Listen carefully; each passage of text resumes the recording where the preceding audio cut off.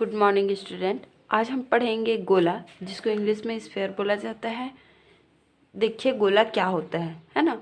तो एक वृत्त को व्यास के परितः घुमाने पर जो हमें आकृति प्राप्त होगी उसे ही हम क्या बोलेंगे, गोला कहेंगे। व्यास कहने का मतलब क्या है, कोई वृत्त ले लेते हैं, ठीक है। अब उसका व्यास है ना, मतलब व्यास मतलब उसका आधा जो पॉइंट रहता है वो लाइन है ना, तो उसके परितः घुमाने पर, ठीक है, उसके परितः मतलब व्यास है तो उसको हम मिलाएंगे तो वो क्या कहलाएगा, उसको घुमाएंगे तो उससे जो आकृति हमें प्राप्त होगी वही उसका क्या कहलाएगा, गोला कहलाएगा। ठीक है। तो गोला एक ऐसी ठोस आकृति है जिस पर स्थित हर बिंदु उसके केंद्र से क्या होता है, एक निश्चित दूरी पर स्थित होता है। ठीक है। गोला एक कैसी आकृति है, ठोस आकृति है जिस पर स्थित हर बिंदु उसके केंद्र से क्या होता है, निश्चित दूरी पर होता है। ठीक है। देखिए गोला का पृष्ठीय क्षेत्रफल क्या होता है ना।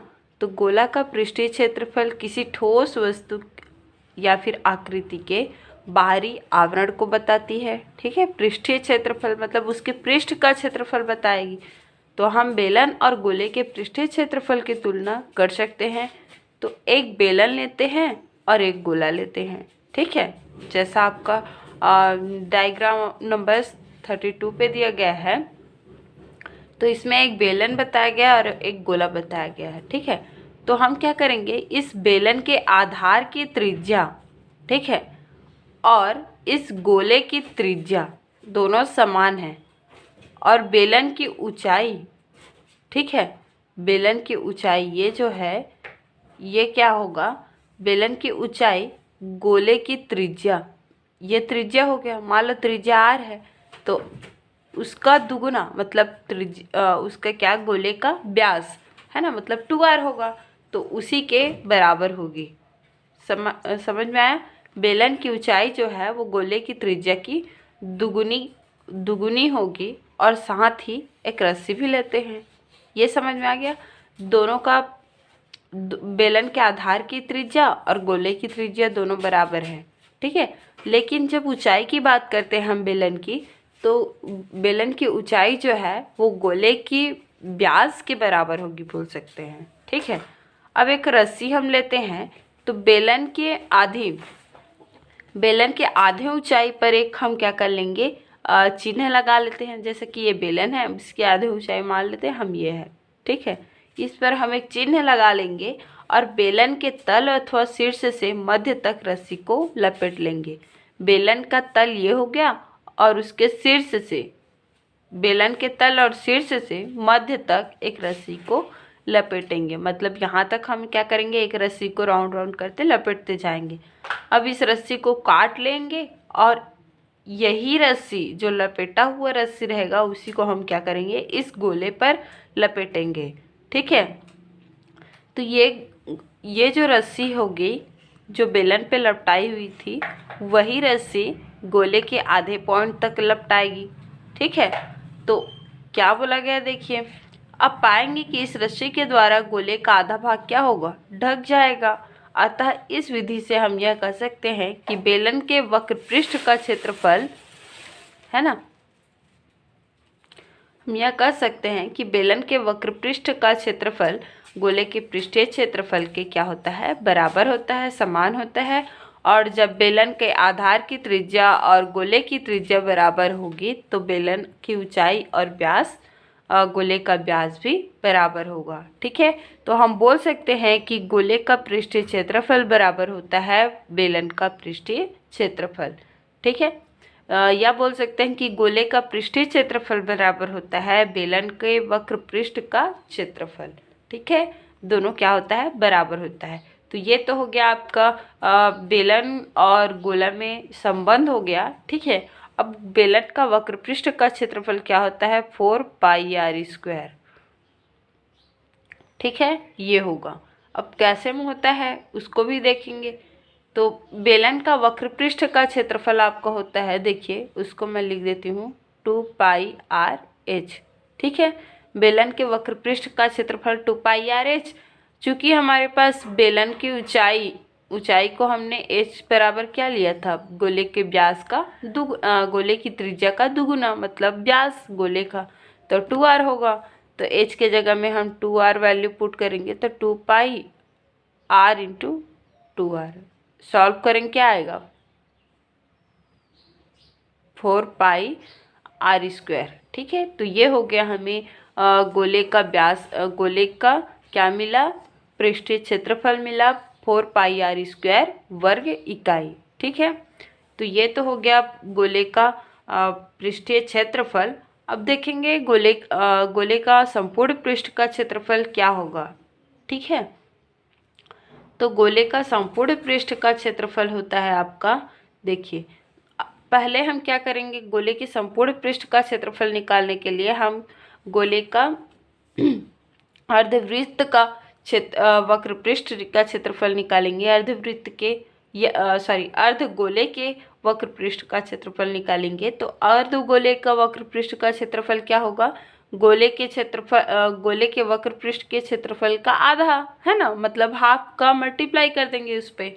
तो यहाँ पे देखिए दिया गया है 1/2 4 pi r square equals to 2 pi r square. ठीक है, तो अर्धगोले का संपूर्ण क्षेत्रफल आपका होगा वक्र पृष्ठ का क्षेत्रफल प्लस क्या होता है, याद करेंगे, अर्धगोले का संपूर्ण पृष्ठ का क्षेत्रफल plus pi r square. Pi r square जहाँ क्या है आपका, इस अर्धगोले का क्या है, याद कीजिए,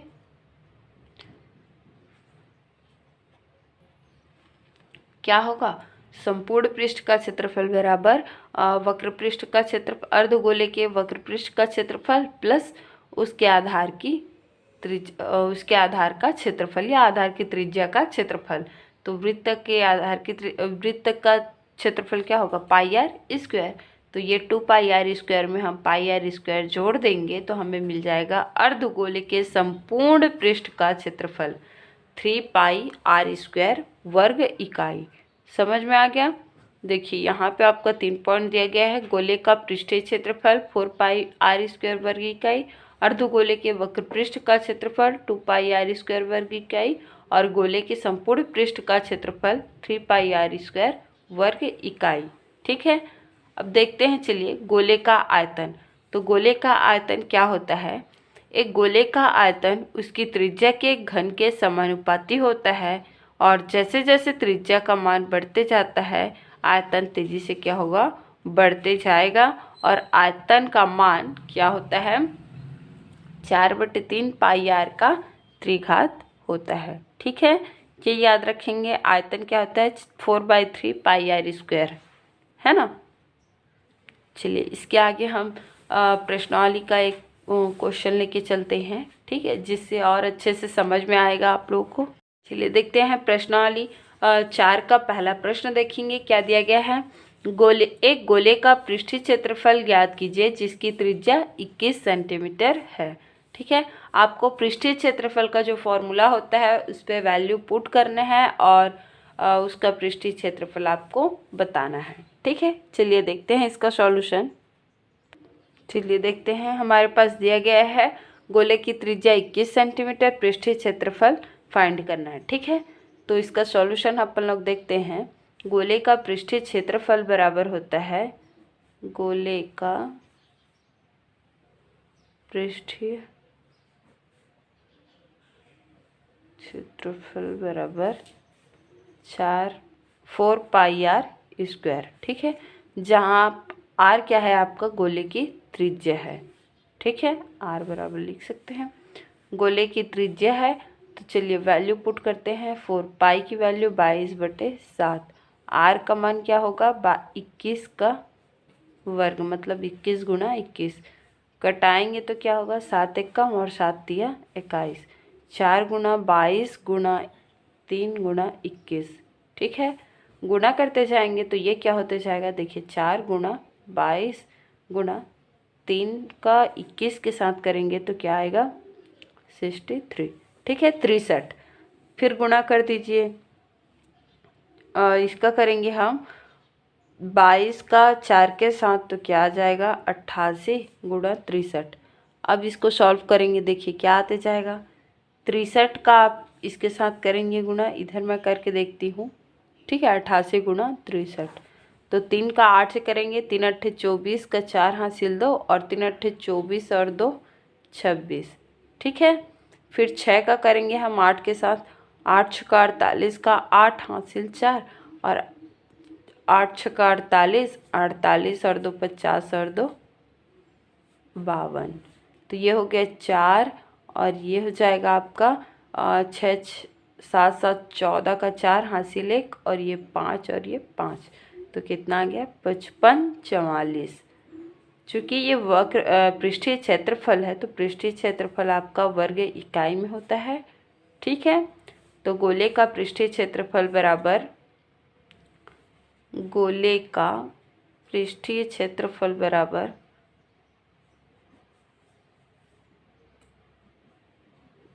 55 44 वर्ग इकाई होता है, ठीक है। ये हो गया आपका आंसर। आगे समझ में, चलिए देखते हैं अगला प्रश्न। देखिए क्या दिया गया है, एक गोले का व्यास 14 सेंटीमीटर है तो पृष्ठीय क्षेत्रफल आप ज्ञात कीजिए।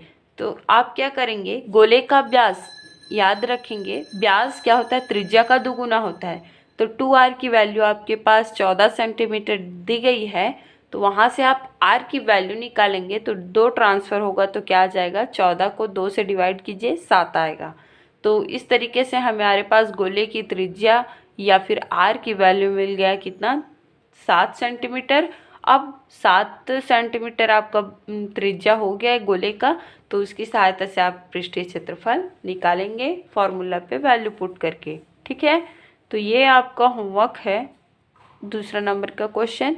फिर देखिए तीसरा दिया गया है, एक गोले का पृष्ठीय क्षेत्रफल x 54 वर्ग सेंटीमीटर है तो गोले का व्यास ज्ञात कीजिए, है ना। तो यहाँ पे आप क्या करेंगे, गोले का पृष्ठीय क्षेत्रफल दिया गया है आपके पास, तो गोले का व्यास ज्ञात करना है। मतलब त्रिज्या तो आप निकाल ही सकते हैं वैल्यू पुट करके, है ना। तो त्रिज्या निकालने के बाद उसका दुगुना कर देंगे, जो वैल्यू आएगी उसका, तो वो क्या होगा, गोले का व्यास होगा, ठीक है। तो ये क्वेश्चन भी आप लोग, चलिए इस क्वेश्चन को मैं बता देती हूँ, ठीक है। क्या दिया गया है, क्या क्या दिया गया उसको देखेंगे। तीसरा नंबर का क्वेश्चन, गोले का पृष्ठीय क्षेत्रफल, गोले का पृष्ठीय क्षेत्रफल आपके पास दिया गया है 154 वर्ग सेंटीमीटर, ठीक है।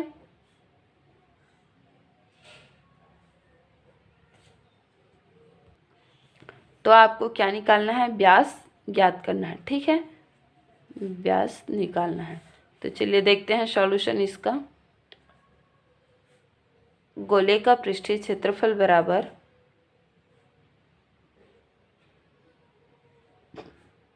पृष्ठीय क्षेत्रफल बराबर होता है 4πr², ठीक है। पृष्ठीय क्षेत्रफल आपके पास दिया गया 154 वर्ग सेंटीमीटर और फोर पाई का मान होता है 22/7, r² हमें निकालना है, ठीक है। तो इसको हम इधर ट्रांसफ़र करेंगे तो ये क्या वैल्यू मिल जाएगी, 154, ये नीचे में है वो ऊपर में हो जाएगा और ऊपर में है वो नीचे में आ जाएगा। तो 7/4 गुणा 22 बराबर क्या मिल गया, r² की वैल्यू। इसको डिवाइड करेंगे, देखिए कितना आएगा, ये हो जाएगा आपका 2 दूनी 4 और 2 सत्ते 14 और 2 सत्ते 14। तो ये इसको और फिर से डिवाइड करेंगे तो ये हो जाएगा 11 दूने 22 और 11 सत्ते 77, तो 7 सत्ते 49/4, ठीक है, r² की वैल्यू। तो हम r की वैल्यू निकालेंगे तो ये हो जाएगा √49/4 बराबर r, ठीक है। और इसको अपन लोग लिख सकते हैं 49/4 का वर्गमूल को 7/2, r का मान क्या मिल गया, 7/2। तो इस तरीके से हमें r की वैल्यू तो मिल गई। अब हमें बोला गया है कि गोले का व्यास ज्ञात कीजिए। चूँकि गोले का व्यास क्या होता है, गोले का व्यास गोले का व्यास बराबर 2r है ना। तो 2r की जगह वैल्यू रखो, क्या आ जाएगा, 2 से 2 कटेगा, क्या मिलेगा, 7। तो गोले का व्यास आपको क्या मिल गया, गोले का व्यास 7 सेंटीमीटर होगा। ठीक है, ये हो गया आपका आंसर। तो इस तरीके से आपका क्वेश्चन का सॉल्यूशन होगा। ठीक है।